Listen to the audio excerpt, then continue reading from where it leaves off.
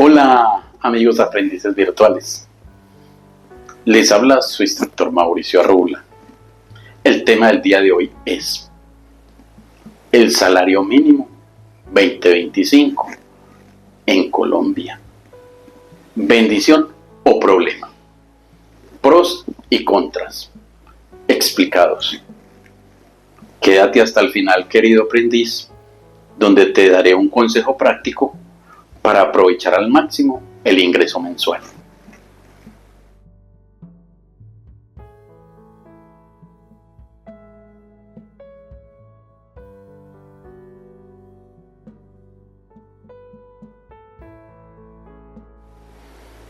Bueno, apreciados aprendices, como siempre, inicio con una frase de reflexión para que vean lo complejo que es este tema del salario mínimo. Entonces, lo primero es que el economista Milton Friedman afirmó: el aumento del salario mínimo impide a muchas personas obtener empleo. En contrario, el expresidente de Estados Unidos, Barack Obama, dice lo siguiente: aumentar el salario mínimo ayudará a todas las clases sociales a pagar sus cuentas, mantener sus hijos y tener dinero para gastar. Unos datos para iniciar. El salario mínimo subió en 9.54. La inflación fue del 5.2, o sea, tiene 4 puntos, un poquito más de 4 puntos por encima.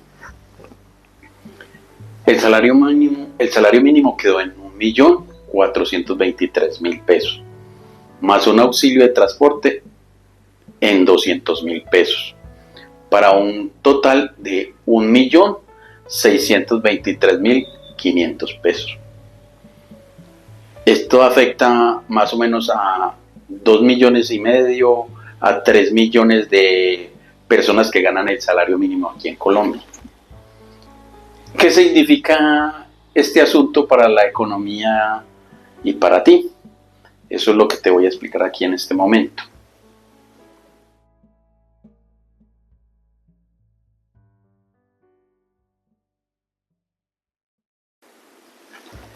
Me dicen algunos de ustedes: profe, ¿y cuáles son las ventajas de este aumento en el salario mínimo? O los pro, como se dice. Entonces son los siguientes. 1. Aumenta el poder adquisitivo de las personas. Pueden gastar más, pueden comprar más o invertir. 2. Se estimula la economía. Entonces, al comprar más, las personas comprar, vender, entonces se van a mover la economía en general de Colombia. Y 3. Reduce la desigualdad salarial por el aumento que hubo por encima de la inflación, que fue de más de 4 puntos. Y los contras: 1.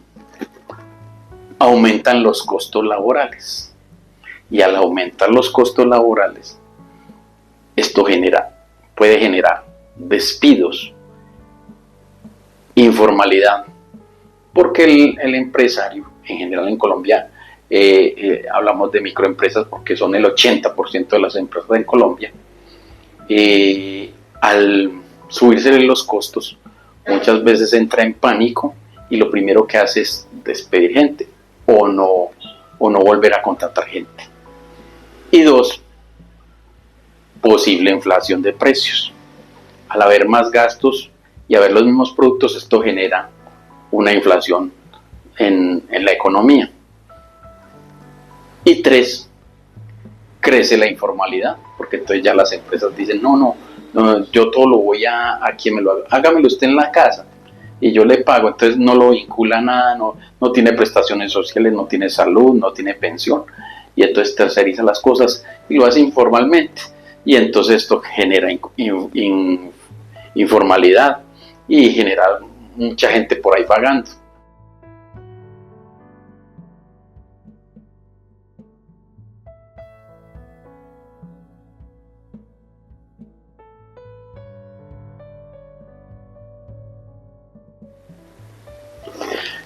Me dicen algunos de ustedes, profe, y entonces, ¿qué hacemos?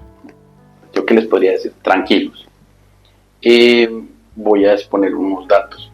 Como lo decía anteriormente, la inflación fue del 5.2, el crecimiento de la economía fue del 1.8 al 2%. La inflación se está controlando, pero el crecimiento de la economía está muy malo porque es un 2%, es muy poquito. Según la región, nosotros deberíamos crecer mínimo un 7, un 10% para poder generar riqueza. Pero también podría afirmar lo siguiente, que especialmente le corresponde este problema solucionarlo al gobierno nacional. ¿Y qué debe hacer el gobierno nacional? Uno, controlar los precios, aunque eso le va a quedar muy difícil, porque nosotros nos movemos por el libre comercio, la oferta y la demanda. Y al haber más dinero en el mercado, la gente comprando los mismos productos, esos productos se van a encarecer. Y él podrá controlar algunos, otros no.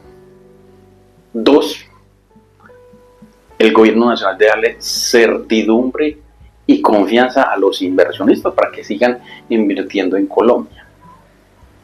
Tres, hacer inversiones en todos los sectores de la economía para motivarla para que generen riqueza, entre ellos la vivienda, la infraestructura, el turismo y las exportaciones y todos los sectores que se les pueda meter la mano, como se dice, para que eso genere riqueza en el país. Y cuatro, adelgazar el gobierno, que lo han estado creciendo. Entonces el gobierno se está llenando de personas y el gobierno, en vez de eso, debe dar condiciones económicas en los sectores y el dedicarse a ciertos sectores importantes, pero no generar esa grandeza en el Estado, sino que generar las condiciones y salir del mercado para que los empresarios sean los que se encarguen de generar la riqueza.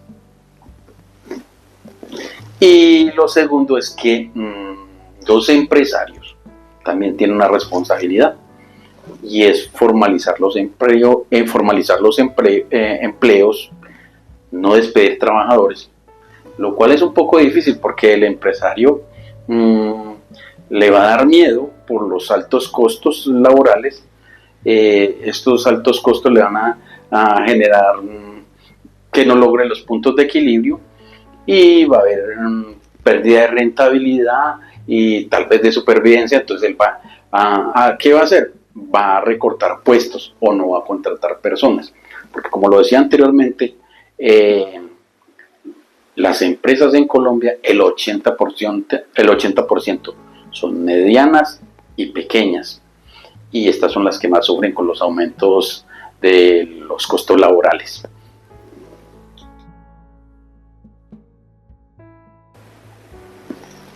Como me dicen algunos de ustedes, profe, ¿y entonces qué hacemos? Bueno, mi recomendación es la siguiente: un consejo práctico para manejar el salario mínimo. Primero que todo, aprovecha para hacer un presupuesto en el cual, primero, identifica tus ingresos y trata de aumentarlos con un segundo ingreso. Segundo, prioriza los gastos. Tercero, ahorra mínimo el 10%. Y este 10% es para invertirlo en algo que te genere una rentabilidad, así sea poquita. Bueno, apreciado aprendiz, ¿qué opinas sobre el salario mínimo? ¿Crees que será positivo o negativo? Déjame tu opinión, dale like, suscríbete a mi canal. Les envío un abrazo muy especial a todos mis aprendices llenos de prosperidad, abundancia y riqueza. Un abrazo a todos muy fuerte. Chao.